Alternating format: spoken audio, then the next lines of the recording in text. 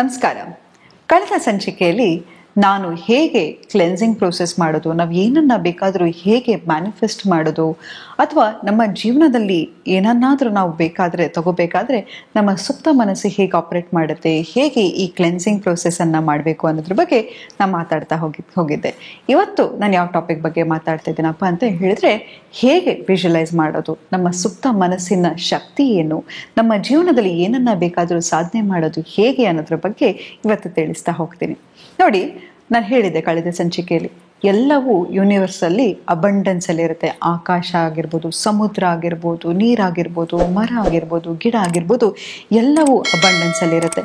ನಾವು ಕೂಡ ಅಷ್ಟೇ ಅದೇ ಅಬಂಡೆನ್ಸಲ್ಲಿ ಇರ್ಬೋದು. ಆದರೆ ನಮ್ಮ ಮೈಂಡ್ ಸೆಟ್ ಇದೆಯಲ್ಲ, ಅದು ಇದನ್ನೆಲ್ಲ ರೆಸ್ಟ್ರಿಕ್ಟ್ ಮಾಡ್ತಾ ಇದೆ. ಯಾವಾಗ ನಾವು ನಮ್ಮ ಮನಸ್ಸಿನ ಶಕ್ತಿಯನ್ನು ನಾವು ಶಿಫ್ಟ್ ಮಾಡ್ತಾ ಹೋಗ್ತೀವಿ, ನಮ್ಮ ವೈಬ್ರೇಷನನ್ನು ಶಿಫ್ಟ್ ಮಾಡ್ತಾ ಹೋಗ್ತೀವಿ, ನಮ್ಮ ಫ್ರೀಕ್ವೆನ್ಸಿಯನ್ನು ಶಿಫ್ಟ್ ಮಾಡ್ತಾ ಹೋಗ್ತೀವಿ, ನಮ್ಮ ಎನರ್ಜಿ ಡಿಫ್ರೆಂಟ್ ಆಗುತ್ತೆ, ನಮ್ಮ ಆಕರ್ಷಕ ಶಕ್ತಿ ಕೂಡ ಹೆಚ್ಚಾಗ್ತಾ ಹೋಗುತ್ತೆ. ಅದನ್ನು ಹೇಗೆ ಕಳಿಸೋದು ಅನ್ನೋದ್ರ ಬಗ್ಗೆ ಕಳೆದ ಸಂಚಿಕೆಯಲ್ಲಿ ತಿಳಿಸಿದೆ. ಆದರೆ ಇವತ್ತು ಏನಪ್ಪ ತುಂಬಾ ಇಂಪಾರ್ಟೆಂಟು ಮ್ಯಾನಿಫೆಸ್ಟೇಷನಿಗೆ ಅಂತ ಹೇಳಿದ್ರೆ, ನಾವು ಮಲಗೋಕ್ಕಿಂತ ಮುಂಚೆ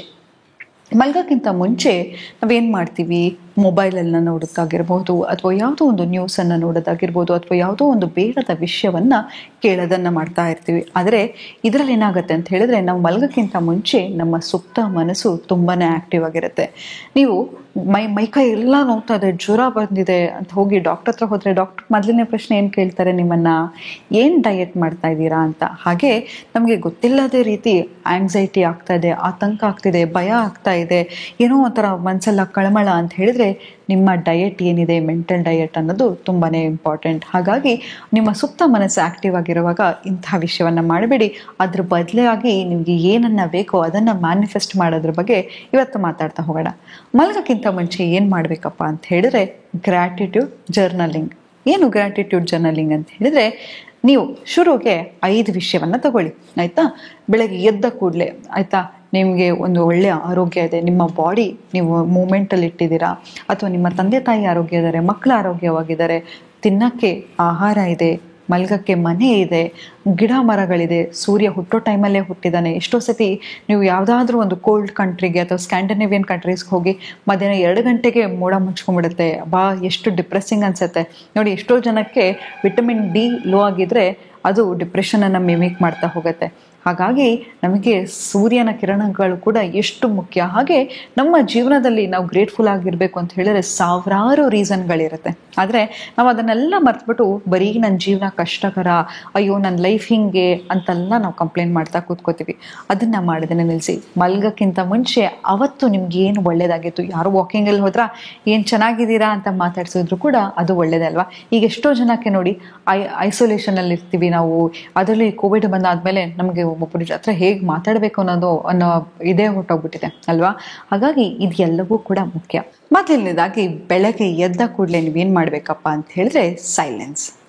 ಎಷ್ಟೋ ಸತಿ ನೋಡಿ, ನಾವು ಸೈಲೆಂಟ್ ಆಗಿರಬೇಕು ಅಂತ ಹೇಳಿದ್ರು ನಮ್ಮ ಮನಸ್ಸು ವಂಡರ್ ಮಾಡ್ತಾ ಇರುತ್ತೆ, ಅದು ಇದು ಆ ವಿಷಯ ಈ ವಿಷಯ ಅಂತ. ನಿಮ್ಮ ಬೆಳಗ್ಗೆ ಎದ್ದ ಕೂಡಲೇ ಫಸ್ಟ್ ಏನು ಮಾಡಬೇಕಪ್ಪ ಅಂತ ಹೇಳಿದ್ರೆ, 10 ರಿಂದ 15 ನಿಮಿಷ ನಿಮ್ಗೆ ಯಾವುದೋ ಒಂದು ಇಷ್ಟ ಆಗೋ ದೇವರಾಗಿರ್ಬೋದು. ನಾನೊಂದು ಮೆಡಿಟೇಷನನ್ನು ಕೊಟ್ಟಿದ್ದೀನಿ, ನಿಮ್ಮ ಮೂಲಾಧಾರ ಚಕ್ರವನ್ನು ಹೇಗೆ ಸ್ಟ್ರಾಂಗ್ ಮಾಡ್ಕೋಬೇಕು ಅಂತ.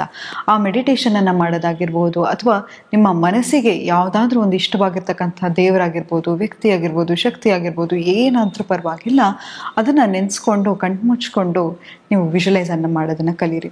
ಅಥವಾ ಒಂದು ಸೈಲೆನ್ಸ್. ಯಾಕಪ್ಪ ಈ ಸೈಲೆನ್ಸ್ ಇಂಪಾರ್ಟೆಂಟ್ ಅಂತ ಹೇಳಿದ್ರೆ, ನೋಡಿ, ನಾವು ಸುಮ್ಮನೆ ಇದ್ರೂ ನಮ್ಮ ಜೀವನದಲ್ಲಿ ಏನಾದರೂ ಒಂದು ಕಿರಿಕಾಗ್ತಾ ಇರುತ್ತೆ, ಸಿಟ್ಟು ಬರುವಂಥದ್ದು ವಿಷಯಗಳು ನಡೀತಾ ಇರುತ್ತೆ. ಆದರೆ ನಾವು ಆ ಟೈಮಲ್ಲಿ ಏನನ್ನ ಕಲಿತೀವಿಯಪ್ಪ ಅಂತ ಹೇಳಿದ್ರೆ, ನಾವು ಮೆಡಿಟೇಷನ್ಗೆ ಕೂತಾಗಲೂ ಕೂಡ ಹಲವಾರು ಯೋಚನೆಗಳು ಬರ್ತಾನೆ ಇರುತ್ತೆ ಅಲ್ವಾ.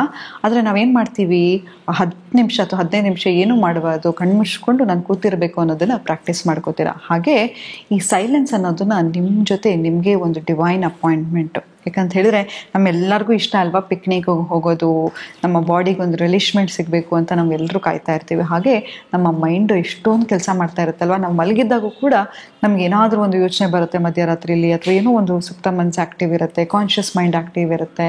ಆದರೆ ನಮ್ಮ ಬ್ರೈನಿಗೆ ಒಂದು ಪಿಕ್ನಿಕ್ಕನ್ನು ಕೊಡಬೇಕು ಅಥವಾ ಒಂದು ಬ್ರೇಕನ್ನು ಕೊಡಬೇಕು ಅಂತ ಹೇಳಿದರೆ ಮೆಡಿಟೇಷನ್ ಅನ್ನೋದು divine soul appointment within yourself. ಯಾಕಂತ ಹೇಳಿದರೆ ನಮಗೆ ನಮ್ಮನ್ನು ಅರ್ಥ ಮಾಡ್ಕೊಳ್ಳಿಕ್ಕೆ ಇದೊಂದು ಆಪರ್ಚುನಿಟಿ. ನಮಗೆ ಏನಾದರೂ ಗೊತ್ತಾ, ಎಷ್ಟೋ ಸತಿ ನಮಗೆ ಯಾರು ಒಂದು ಇಷ್ಟವಾಗಿರ್ತಕ್ಕಂಥ ವ್ಯಕ್ತಿಗಳ ಹೆಸರು ಹೇಳು ಅಂತ ಹೇಳಿದ್ರೆ ಎಲ್ಲರ ಹೆಸರು ಹೇಳ್ತೀವಿ, ಆದರೆ ನಮ್ಮ ಹೆಸರು ನಾವು ಹೇಳ್ಕೊಳ್ಳೋಕ್ಕೆ ಹೋಗಲ್ಲ. ಹಾಗಾಗಿ ನಿಮಗೆ ಏನು ಬೇಕು, ನಿಮ್ಮ ಮನಸ್ಥಿತಿ ಏನು, ಎಲ್ಲವನ್ನು ಅರ್ಥ ಮಾಡಿಸೋದು ಈ ಮೆಡಿಟೇಷನ್ ಅನ್ನೋದು. ಹಾಗಾಗಿ ಈ ಸೈಲೆನ್ಸನ್ನು ಪ್ರಾಕ್ಟೀಸ್ ಮಾಡಿ. ನಂತರ ನನ್ನ ಮೋಸ್ಟ್ ಇಂಪಾರ್ಟೆಂಟ್, ನನಗೆ ಮೋಸ್ಟ್ ಫೇವ್ರೆಟ್ ಏನಪ್ಪ ಅಂತ ಹೇಳಿದ್ರೆ ಅಫರ್ಮೇಷನ್ ಅನ್ನೋದು. ಅಫರ್ಮೇಷನ್ ಅಂತ ಹೇಳಿದ್ರೆ ಎಷ್ಟೋ ಸತಿ ನಮ್ಮ ಮನಸ್ಸಲ್ಲಿ ಒಂದು ವಿಷದ ಬೀಜ ಬರ್ತಾನೆ ಇರುತ್ತೆ. ಏನು, ನಾನು ನೋಡೋಕ್ಕೆ ಚೆನ್ನಾಗಿಲ್ಲ, ನನ್ನ ಕೈಯಲ್ಲಿ ಮಾಡೋಕ್ಕಾಗಲ್ಲ, ನನ್ನ ಯೋಗ್ಯತೆನೇ ಇಷ್ಟು. ಯಾಕಂತ ಹೇಳಿದ್ರೆ ಸಣ್ಣ ವಯಸ್ಸಲ್ಲಿ ತಂದೆ ಅಥವಾ ತಾಯಿ ನಮ್ಮನ್ನು ಕ್ರಿಟಿಸೈಸ್ ಮಾಡಿರ್ತಾರೆ. ಒಂದೇ ಅವ್ರ ಉದ್ದೇಶ ಆಗಿರುತ್ತೆ, ನನ್ನ ಮಗನಿಗೆ ಹೊಗಳಿದ್ರೆ ಹಾಳಾಗ್ಬಿಡ್ತಾನೆ ಅಥವಾ ನನ್ನ ಮಗಳಿಗೆ ಹೊಗಳಿದ್ರೆ ಹಾಳಾಗ್ಬಿಡ್ತಾನೆ ಅಂತ. ಆದರೆ ಅವರಿಗೆ ಕಾನ್ಷಿಯಸ್ ಪೇರೆಂಟಿಂಗ್ ಗೊತ್ತಿರಲ್ಲ. ಎಷ್ಟೋ ಸತಿ ನಮ್ಮ ಬಗ್ಗೆ ಟೀಚರ್ಸ್ ಕೆಟ್ಟದಾಗ ಮಾತಾಡಿರ್ತಾರೆ. ಇದೆಲ್ಲವೂ ನಮ್ಮ ಬ್ರೈನಲ್ಲಿ ವೈರ್ಡ್ ಆಗಿಬಿಟ್ಟಿರುತ್ತೆ ಅನ್ಫಾರ್ಚುನೇಟ್ಲಿ. ಆದರೆ ಅದರಿಂದ ಎಲ್ಲ ಆಚೆ ಬರಬೇಕು, ಒಂದು ಒಳ್ಳೆ ಬೀಜವನ್ನು ಬಿತ್ತಬೇಕು ಅಂತ ಹೇಳಿದ್ರೆ ಅಫರ್ಮೇಷನ್. ಹೇಗಪ್ಪ ಅಂತ ಹೇಳಿದ್ರೆ, example, I am beautiful, I am more than enough, I deserve best things, I respect my boundaries, I am kind. ಹೀಗೆ ನಿಮ್ಮ ಬಗ್ಗೆ ನೀವು ಒಳ್ಳೆ ಅಫರ್ಮೇಷನ್ಸನ್ನು ಹೇಳ್ಕೊತಾ ಇರಿ. ಪ್ರತಿ ಸತಿ ನಿಮಗೆ ಕೆಟ್ಟ ಆಲೋಚನೆ ಬಂದಾಗ ಈ ಅಫರ್ಮೇಷನನ್ನು ಹೇಳ್ಕೊತಾರೆ. ಏನನ್ನಾದರೂ ಆಗಿರ್ಬೋದು. ನಿಮಗೆ ಹಣ ಬೇಕಾಗಿದ್ದರೆ I am rich, I am wealthy, money is my friend, money does grow on tree. ಹೀಗೆ ಎಲ್ಲವನ್ನು ಹೇಳ್ಕೊತಾ ಇರಿ. I am successful. ನಿಮಗೆ ಏನನ್ನ ಬೇಕಾಗಿರುತ್ತೆ ಅದನ್ನು ಅಫರ್ಮೇಷನ್ ಆಗಿ ಮಾಡ್ಕೊಳ್ಳಿ. ಎಕ್ಸಾಂಪಲ್, ನೀವು ಯಾರನ್ನೋ ಇಷ್ಟಪಡ್ತಾ ಇರ್ತೀರಾ ಅಂತ ಇಟ್ಕೊಳ್ಳೋಣ. ಎಕ್ಸಾಂಪಲ್, ಒಂದು ಹೆಸರನ್ನು ಇಟ್ಕೊಳ್ಳೋಣ, ಆಯಿತಾ, XYZ ಅಂತ. XYZ loves me so much, XYZ and I have beautiful relationship together. ಹೀಗೆ ಇದೆಲ್ಲವನ್ನು ಹೇಳ್ಕೊತಾ ಹೋಗಿ. ನಿಮ್ಮ ಜೀವನದಲ್ಲಿ ಏನು ಬೇಕೋ ಅದೆಲ್ಲವನ್ನು ಪ್ರೆಸೆಂಟ್ ಟೆನ್ಸಲ್ಲಿ ಹೇಳ್ಕೊತಾ ಇರಿ. ವಿಲ್ ಲವ್ ಮೀ ಅಲ್ಲ, she is loving me, I have beautiful relationship with this person. ಹೀಗೆ ಎಲ್ಲವನ್ನು ಪ್ರೆಸೆಂಟ್ ಟೆನ್ಸಲ್ಲಿ ಹೇಳ್ಕೊತಾ ಹೋಗಬೇಕು, ಆಯಿತಾ. ಐ ವಿಲ್ ಬಿ ಗುಡ್ ಅಲ್ಲ, ಐ ಆಮ್ ಗುಡ್. ಹೀಗೆ ಎಲ್ಲವನ್ನು ಪ್ರೆಸೆಂಟ್ ಟೆನ್ಸ್ ಅಥವಾ ಆಗೋಗಿರೋ ರೀತಿ. ನಿಮ್ಮ ಬೆಸ್ಟ್ ಫ್ರೆಂಡಿಗೆ ಹೇಗೆ ಹೇಳ್ತೀರಾ, I am buying this car, ನಾನು ಈ ಕಾರನ್ನು ಕೊಂಡ್ಕೋತಾ ಇದ್ದೀನಿ. ಹೀಗೆ ಎಲ್ಲವನ್ನು ಪ್ರೆಸೆಂಟ್ ಟೆನ್ಸಲ್ಲಿ ಹೇಳ್ತಾ ಹೋಗಬೇಕು.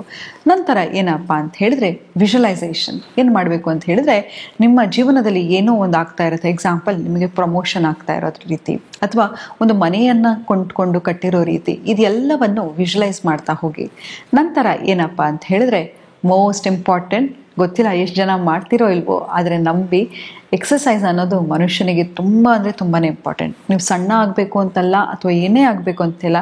ನೋಡಿ, ಒಂದು ನೀರನ್ನು ಕೂಡ ನೀವು ಸುಮ್ಮನೆ ಸ್ಟಿಲ್ಲಾಗಿ ಇಟ್ಬಿಟ್ರೆ ಅದು ಕಲುಷಿತಗೊಂಡ್ಬಿಡುತ್ತೆ ಅಲ್ವಾ. ಹಾಗೆ ನಮ್ಮ ದೇಹ ಕೂಡ, ನಮ್ಮ ದೇಹಕ್ಕೆ ಮೂಮೆಂಟ್ ಇಲ್ಲ ಅಂತ ಹೇಳಿದ್ರೆ 70% ನಮ್ಮ ದೇಹದಲ್ಲಿ ಏನಿದೆ, ನೀರಿನ ಅಂಶ ಅಲ್ವಾ. ನಾವು ಅದಕ್ಕೆ ಒಳ್ಳೆ ಎಕ್ಸಸೈಸನ್ನು ಕೊಡ್ತಾ ಹೋದರೆ ಅದು ಕೂಡ ಒಂಥರ ಮರಗಟ್ಬಿಡುತ್ತೆ. ಹಾಗೆ ನಮ್ಮ ಬಾಡಿ ಹೇಗಪ್ಪ ಇದೆ ಅಂತ ಹೇಳಿದ್ರೆ ಕಾನ್ಸ್ಟೆಂಟಾಗಿ ನಮಗೆ ಮೂಮೆಂಟು ತುಂಬಾ ಮುಖ್ಯ. ಹಾಗಾಗಿ ನಿಮ್ಮ ದೇಹಕ್ಕೆ ನೀವು 1 ಅವರ್ ಜಿಮ್ಗೆ ಹೋಗಬೇಕು ಅಂತಿಲ್ಲ, ಏನು ಮಾಡಬೇಕು ಅಂತಿಲ್ಲ, ನಿಂತ ಕಡೆನೇ ಒಂದು ಸ್ಕಿಪ್ಪಿಂಗ್ ಮಾಡೋದಾಗಿರ್ಬೋದು, ಜಂಪಿಂಗ್ ಜಾಕ್ಸ್ ಮಾಡೋದಾಗಿರ್ಬೋದು, ಸೂರ್ಯ ನಮಸ್ಕಾರ ಮಾಡೋದಾಗಿರ್ಬೋದು, ಯಾವುದಾದ್ರೂ ಒಂದು ಫಾರ್ಮ್ ಆಫ್ ಎಕ್ಸಸೈಸನ್ನು ಮಾಡೋದನ್ನು ಕಂಪಲ್ಸರಿಯಾಗಿ ಇಟ್ಕೊಳ್ಳಿ. ಮತ್ತು ಇನ್ನೊಂದು ಮೋಸ್ಟ್ ಇಂಪಾರ್ಟೆಂಟ್ ಹೇಳಿದ್ರೆ ರೀಡಿಂಗ್ ಅಂತ ಹೇಳಿದ್ರೆ ನ್ಯೂಸ್ ಪೇಪರ್ ಅಥವಾ ನೋಟ್ಬುಕ್ ಓದಿ ಅಂತಲ್ಲ. ಯಾವುದಾದ್ರೂ ಒಂದು ಒಳ್ಳೆ ಪುಸ್ತಕ, ಸೆಲ್ಫ್ ಡೆವಲಪ್ಮೆಂಟ್ ಅಂತಕ್ಕಂತಹ ಪುಸ್ತಕಗಳನ್ನು 5 ಪೇಜನ್ನು ಓದಲಿಕ್ಕೆ ಶುರು ಮಾಡಿ. ನಾನು ನಿಮಗೆ ಇಡೀ ಬುಕ್ಕನ್ನು ಮುಗಿಸಿ ಅಂತ ಹೇಳ್ತಾ ಇಲ್ಲ, ದಿನಕ್ಕೆ 5 ಪೇಜನ್ನಾದರೂ ಓದಲಿಕ್ಕೆ ಶುರು ಮಾಡಿ.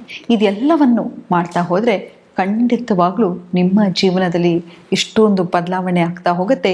ನಿಮ್ಮ ಜೀವನದಲ್ಲಿ ಏನನ್ನ ಬೇಕಾದರೂ ಮ್ಯಾನಿಫೆಸ್ಟ್ ಮಾಡೋ ಶಕ್ತಿ ನಿಮಗೆ ಸಿಗತ್ತೆ ಅಂತ ಹೇಳ್ತಾ ಇವತ್ತಿನ ಟಾಪಿಕನ್ನು ಮುಕ್ತಾಯಗೊಳಿಸ್ತಿದ್ದೀನಿ. ಧನ್ಯವಾದಗಳು.